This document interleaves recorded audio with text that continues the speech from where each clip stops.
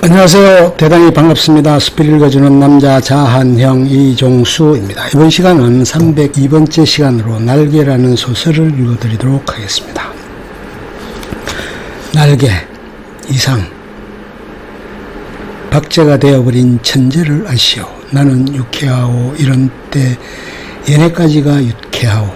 육신이 허너적 하도록 필요했을 때 정신이 언어처럼 막소. 니코틴이 내 횃배 앓는 뱃속으로 스미면 머릿속에 을의 백지가 준비되는 법이요. 그 위에다 나는 위트와 파라독스를 바둑 포석처럼 늘어놓소. 가정할 상식의 병이요. 나는 또 여인과 생활을 설계하오. 연애 기법에 마저 서먹서먹해진 지성의 극치를 헐깃 좀 들여다본 일이 있난 말하자면 일종의 정신분일자 말이요. 이런 여인의 반, 그것은 온갖 것의 반이요. 만을 영수하는 생활을 설계한다는 말이요. 그런 생활 속에서 한 발만 들어놓고 흡사 두 개의 태양처럼 마주 쳐다보면서 낄낄거리는 것이요. 나는 아마 어지간히 인생의 재행이 싱거워서 견딜 수가 없게끔 되고 그만둔 모양이요. 굿바이. 그대는 이따금 그대가 제일 싫어하는 음식을 탐식하는 아이러니를 실천해 보는 것도 좋을 것 같습니다. 위트와 파라독스와 그대 자신을 위조하는 것도 할 만한 일이요. 그대의 작품을 한 번도 본 일이 없는 기성품에 의하여 차라리 경편하고 고매하리다. 19세기는 될 수 있거든 봉쇄하여 버리요. 도스토옙스키 정신이란 자칫하면 낭비일 것 같소. 위고를 프랑스의 빵 한 조각이라고는 누가 그랬는지 지연인 듯 싶소. 그러나 인생 혹은 그 모형에 있어서 디테일 때문에 속는다거나 했어야 되겠소. 화를 보지 마오. 부디 그대께 고하는 것이니 테이프가 끊어지면 피가 나오. 상처기도 머지않아 완치될 줄 믿소. 바이.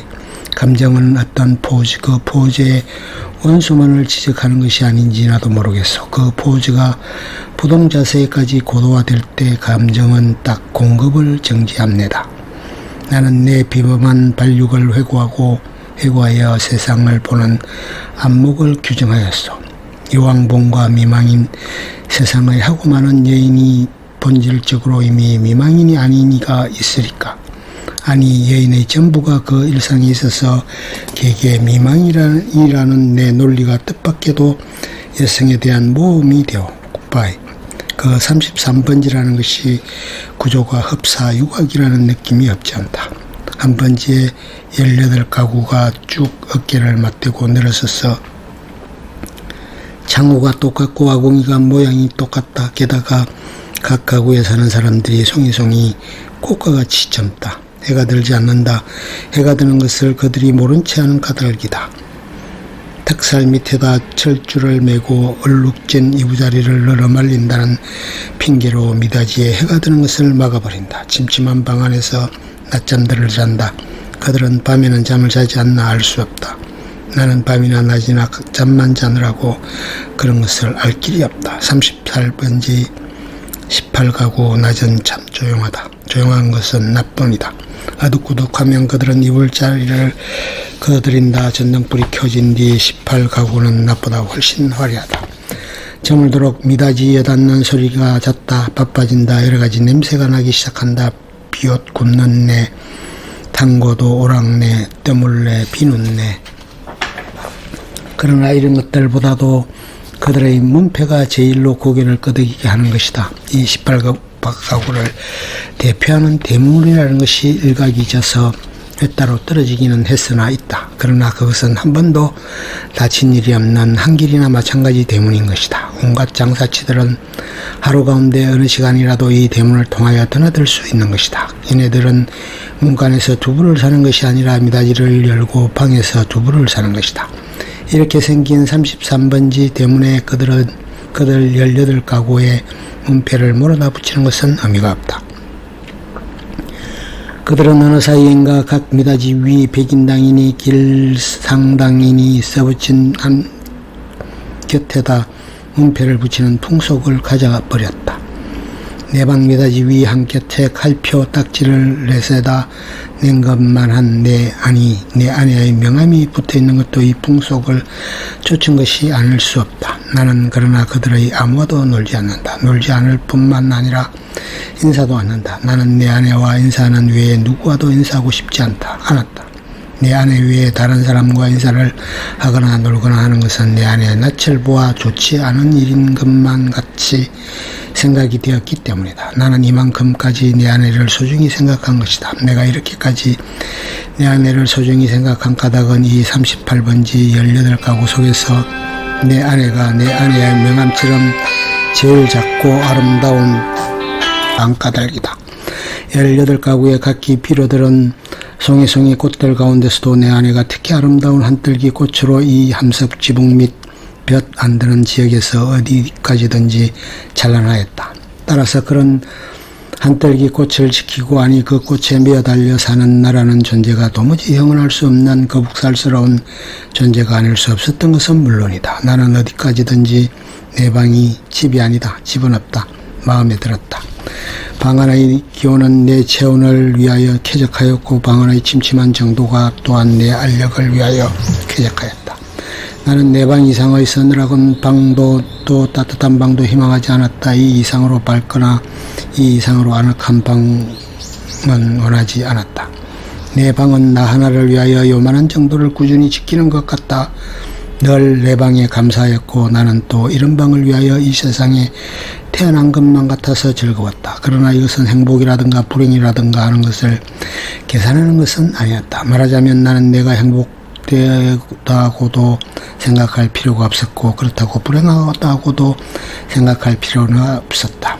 그냥 그날을 그저 그 까닭없이 펀둥펀둥 게으르고만 있으면 만사는 그만이었던 것이다. 내 몸과 마음에 옷처럼 잘 만난 방 속에서 뒹굴면서 축 처져 있는 것은 행복이나 불행이냐 하는 그런 세속적인 계산을 떠난 가장 편리하고 아니란 말하자면 절대적인 상태인 것이다. 나는 이런 상태가 좋았다. 이 절대적인 내 방은 대문간에서 세어서 똑 7째 간이다. 이렇게 세 번의 뜻이 없지 않다. 나는 이 7이라는 숫자를 훈장처럼 사랑하였다. 이런 이 방 가운데 장지로 말미암아 두 칸으로 나뉘어 있다는 것은 그것이 내 운명의 상징이었던 것을 누가 알랴. 아랫방은 그래도 해가 든다. 짐결에 잭보만한 해가 들었다가 오후에 손수건만 해지면 나가버린다. 해가 영영 들지 않는 윗방 즉 내 방인 것은 말할 것도 없다. 이렇게 볕 드는 방이 아내의 방이요 볕 안 드는 방이 내 방이요 하고 아내와 나 둘 중에 누가 정했는지 나는 기억하지 못한다. 그러나 나에게는 불평이 없다. 아내가 외출만 하면 나는 얼른 아랫방으로 와서 그 동쪽으로 난 들장을 열어놓으면 들이비치는 햇살이 아내의 화장대를 비쳐 각색 병들이 아롱이지면서 찬란하게 빛나고 이렇게 빛나는 것을 보는 것은 다시 없는 내 오락이다. 나는 조그만 돋보기를 꺼내가지고 아내만이 사용하는 지리가미를 꺼내가지고 그을려가면서 불장난을 하고 논다. 평행광선을 굴적시켜서 한 초점에 모아가지고 그 초점이 따끈따끈해지다가 마지막에는 종이를 그을리기 시작하고 가느다란 연기를 내면서 드디어 구멍을 뚫어놓는 데까지 이르는 그 얼마 안 되는 동안의 조조한 맛이 죽고 싶을 만큼 내게는 재미있었다. 이 장난이 실정이 나면 나는 또 아내의 손잡이 거울을 가지고 여러 가지로 논다. 거울이란 제 얼굴을 비칠 때만 실령품이다. 그 외의 경우에는 도무지 장난감인 것이다. 이 장난도 곧 실정이 난다.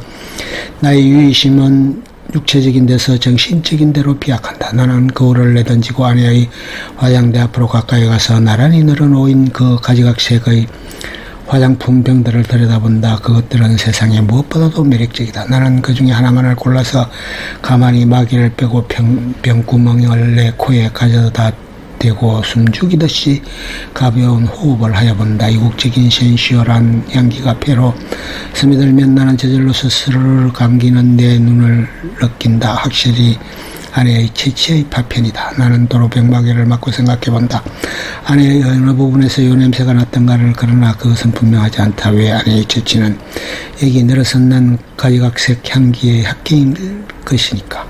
아내의 방은 늘 화려하였다. 내 방이 벽에 못한게 꽂히지 않은 소박한 것인 반대로 아내의 방에는 천정 밑으로 쫙 돌려 씹어끼고 못마다 화려한 아내의 치마와 저고리가 걸렸다. 여러 가지 무늬가 보기 좋다. 나는 여러 조각의 치마들에서 늘 아내의 동체와 그 동체가 될 수 있는 여러 가지 포즈를 연상하면서 내 마음은 늘 점잖지 못하다. 그렇건만 나에게는 옷이 없었다. 아내는 내게 옷을 주지 않았다. 입고 있는 골든 양복 한 벌이 내 자리옷이었고 통상복과 나들이옷을 금한 것이었다. 그리고 하이넥의 스웨터가 한 조각 사철을 통한 내 네이다. 그것들은 하나같이 다 빛이 검다. 그것은 내 짐작 같아서는 즉 빨래를 댈 수 있는 데까지 하지 않아도 보기 싫지 않게 하기 위한 것이 아닌가 한다. 나는 허리와 두 가랑이 세 군데다 고무밴드가 끼어있는 부드러운 사루마다를 입고 그리고 아무 소리 없이 잘 놀았다. 어느덧 손수가 만해졌던 빛이 나갔는데 아내는 외출해서 돌아오지 않는다. 나는 요만한 일에도 좀 피곤하였고 또 아내가 돌아오기 전에 내 방으로 가 있어야 될 것을 생각하고 그만 내 방으로 건너간다. 내 방은 침침하다. 나는 이불을 뒤집어 쓰고 낮잠을 잔다. 한 번도 그런 일이 없는 내 이부자리는 내 몸뚱이의 일부분처럼 내게는 잠방 같다. 잠은 잘 오는 적도 있다. 그러나 내 또 전신이 까칫까칫하면서 영 잠이 오지 않는 적도 있다. 그런 때는 아무 제목으로나 제목을 하나 골라서 연구하였다. 나는 내 좀 축축한 이불 속에서 참 여러 가지 발명도 하였고 논문도 많이 썼다. 시도 많이 지었다. 그러나 그것들은 내가 잠이 드는 것과 동시에 내 방에 당겨서 철철 넘치는 그 흐느흐느한 공기에 다 비누처럼 풀어져서 온데간데 없고 한잠 자고 깨인 나는 속이 무명 헝겊이나 메밀껍질로 띵띵 찬 덩어리 베개와도 같이 한 벌 신경이었을 뿐이고 하였다. 그러기에 나는 빈대가 무엇보다 싫었다. 그러나 내 방에서는 겨울에도 몇 마리의 빈대가 끊이지 않고 나왔다. 내게 근심이 있다면 오직 이 빈대를 미워하는 근심일 것이다. 나는 이 빈대에게 물려서 가려운 자리를 피가 나도록 긁었다. 쓰라리다. 그것은 그윽한 쾌감에 틀림없었다. 나는 홍곤히 잠이 든다. 나는 그러나 그런 이불 속에서의 사색 생활에서도 적극적인 것을 궁리하는 법이 없다. 내게는 그럴 필요가 되게 없었다. 만일 내가 그런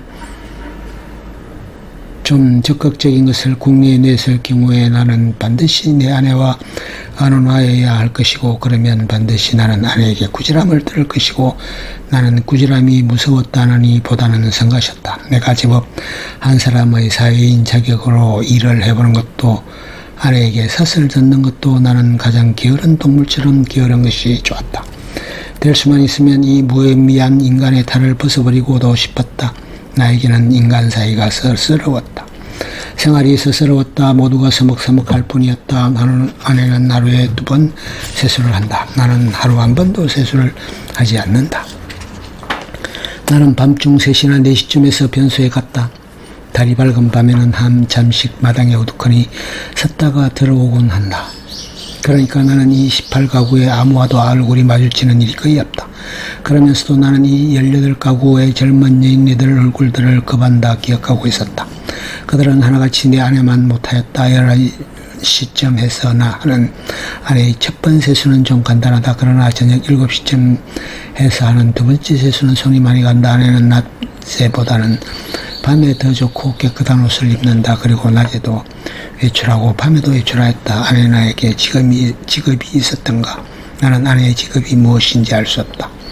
만일 아내에게 직업이 없었다면 같이 직업이 없는 나처럼 외출할 필요가 생기지 않을 것인데 아내는 외출한다. 외출할 뿐만 아니라 내기기 많다. 아내에게 내기기 많은 날은 나는 온종일 내 방에서 이불을 쓰고 누워 있어야만 된다. 불량난도 못한다. 화장품 냄새도 못 맡는다. 그런 날은 나는 전짜리 은하다. 나는 그것이 좋았다. 그러나 그것을 무엇에 써야 옳은지 몰라서 늘 머리맡에 던져주고 두고 한 것이 어느 결에 모여서 꽤 많아졌다.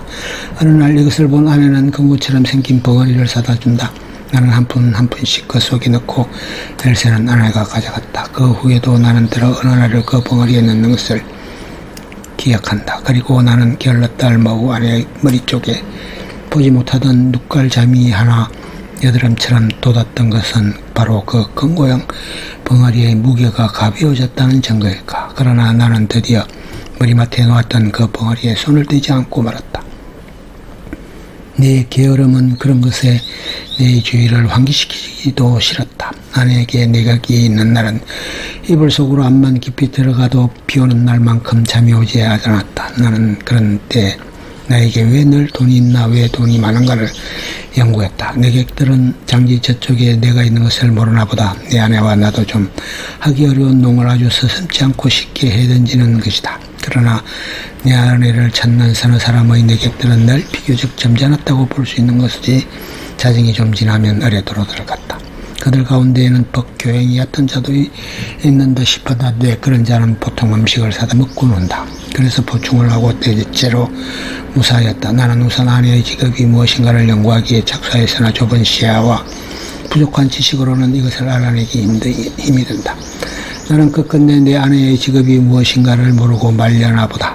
아내는 늘 진솔버섯만 신었다. 아내는 밥도 지었다. 아내가 밥을 짓는 것을 나는 한 번도 구경한 일은 없으나 언제든지 끼니 때면 내 방으로 내 조석밥을 날라다 주는 것이다. 우리 집에는 나와 내 아내 외에 다른 사람은 아무도 없다. 이 밥은 분명 아내가 손수지었음에 틀림없다.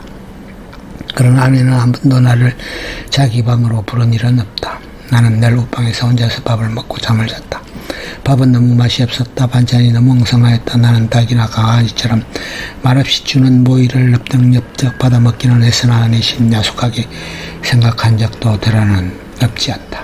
나는 안색이 여지없이 장백해 가면서 말라들어갔다. 나날이 눈에 보이듯이 기운이 줄어들었다. 영양 부족으로 하여 몸뚱이 곳곳의 뼈가 불쑥불쑥 내어 밀었다.